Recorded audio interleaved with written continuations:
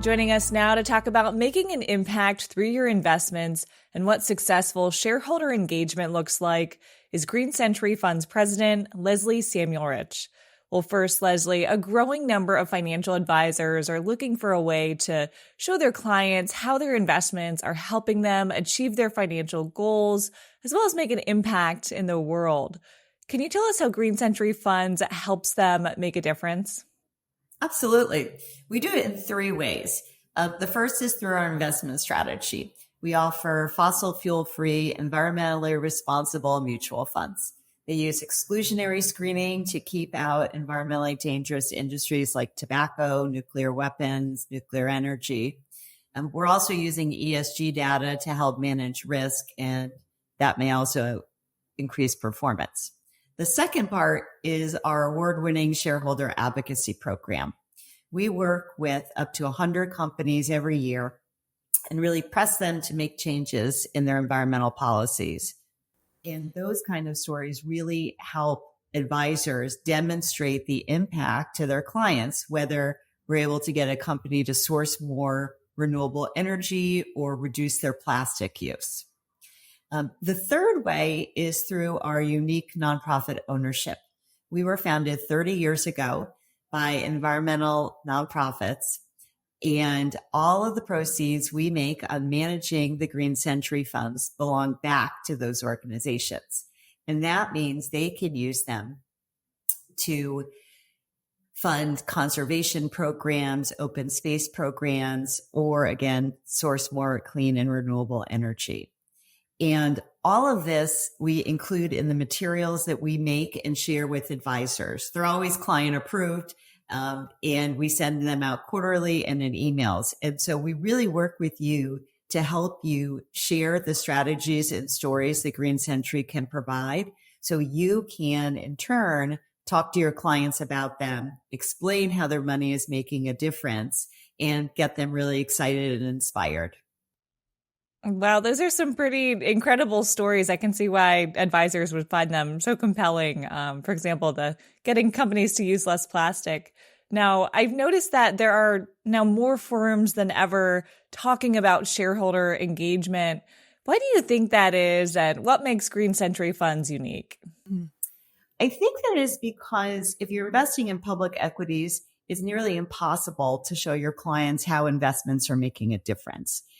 Not investing in some industries or proactively investing in other companies provides value alignment, but it's not something one can measure. So that's why so many firms are now touting their shareholder engagement program. If you have a successful program, it helps your clients see how their investments are making a difference. But not all programs are alike. For example, some firms just vote their proxies and follow whatever guidelines they may have. That's helpful to firms like Green Century that file those resolutions, and voting demonstrates their values, but it doesn't create the change. Others send letters to companies about a certain concern and count those as engagements. We do both of those things at Green Century, but we don't consider that shareholder advocacy. For our program, we work with up to 100 companies a year, meet with company executives to make concrete policy changes, such as using less plastic, sourcing more renewable energy, curbing their carbon pollution, or even addressing biodiversity or nature risks and improving animal welfare. If we can't get the desired outcome through the first set of negotiations, we will file a shareholder resolution. And not that many managers do that. We work to build the vote and then use the results as leverage for more negotiations. When we make an agreement finally with the company, we make sure the company's commitment has a timeline and benchmarks along the way. And then for years, we follow up to make sure that the program is implemented. So you can see how our shareholder advocacy makes the changes we've seen investors really get inspired by and really want to stick with their advisors. You can see how our shareholder advocacy program makes changes that we have seen investors get really excited about. For example, we worked with Coca-Cola a few years ago to get them to reduce their use of plastics. Plastics are made from fossil fuels and harm ocean wildlife and even humans when we ingest microplastics. So after a shareholder proposal and some meetings with Coke executives, Coke agreed to reduce their use of new plastics by 3 million metric tons by 2025. What that means is and equals 200,000 bottles per minute during the time period. So that's a very concrete example. This year alone, we secured 26 commitments from global corporations, from Microsoft to Mattel.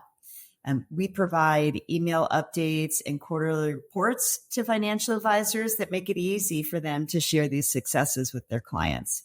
This can help advisors build relationships with their clients so that they're more inspired by their investing, and will stick with you should market conditions be challenging. I'm sure the clients love hearing those updates as well. Now, the term ESG investing has made it to Wall Street as well as all corners of the U.S., Leslie. How does Green Century define ESG? That's a great question. We define ESG, or environmental, social, and governance data, as data that helps you evaluate how companies are managing one or more of those risks.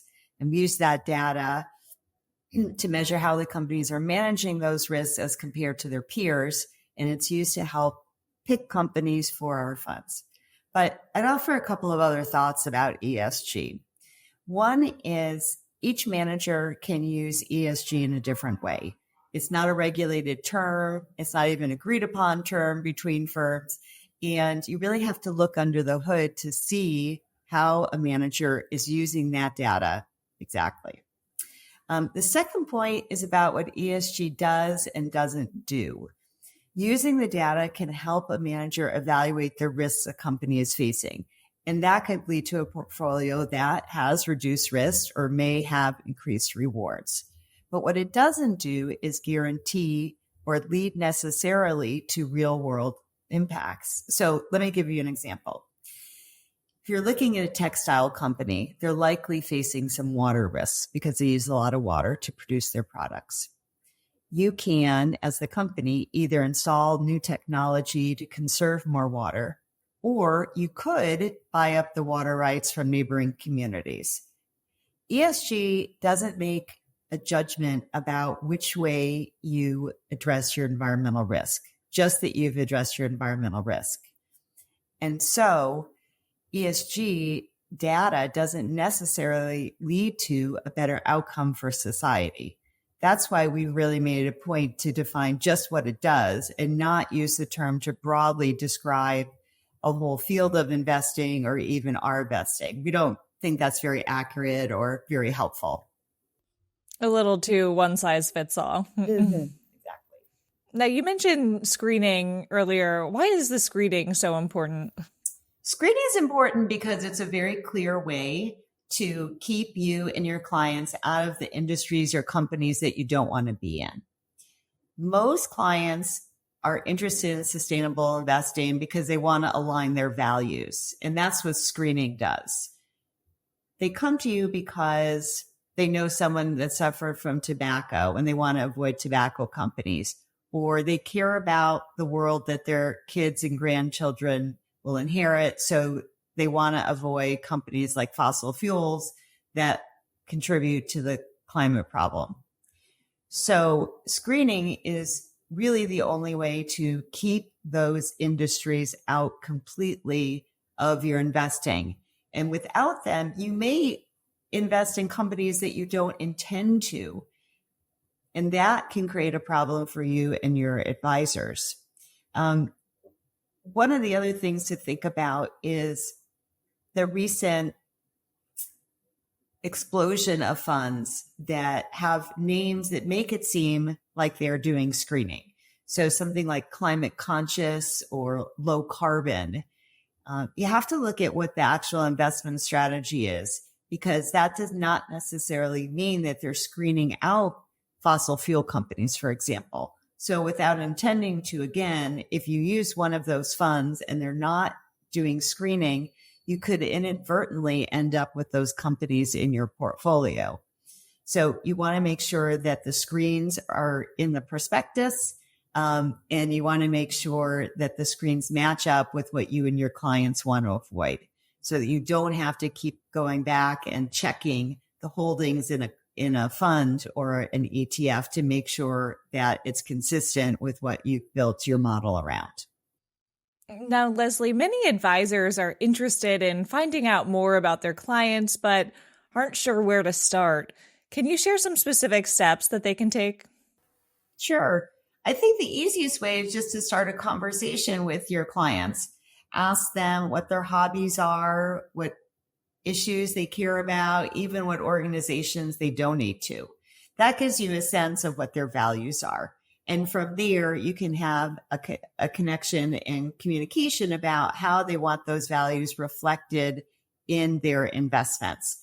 And by doing that, we've seen investors just develop much deeper bonds with their advisors, and stick with them even in challenging market situations, and just feel more inspired by their choices.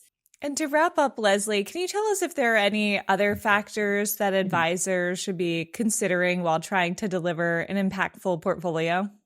Mm-hmm. Yeah, I want to come back to ownership and experience. Green Century's commitment to sustainable investing is baked into our DNA. We were founded by nonprofits 30 years ago who work every day to make the world, a cleaner and safer place. And so our values stem from them, and we're able to carry those through our investments and the entire firm. We're one of the pioneers in this space. So we're not new to this. We didn't just put out a few funds as sustainable investing became popular. But unlike some of our peers, we have not sought out and been bought by mainstream firms. So that means we can stay true to our mission and deliver that value and commitment to our investors. To wrap up, at Green Century, we're just really proud of our roots. We deliver impactful investments to our investors and are really transparent about it. So we're looking forward to working with you as you learn more about sustainable investing and about the Green Century funds. Well, Leslie, really great to have you with us. And thank you to everyone out there watching. Once again, that was Green Century Funds President Leslie Samuel Rich. And I'm your host, Jenna Dagenhart with Asset TV.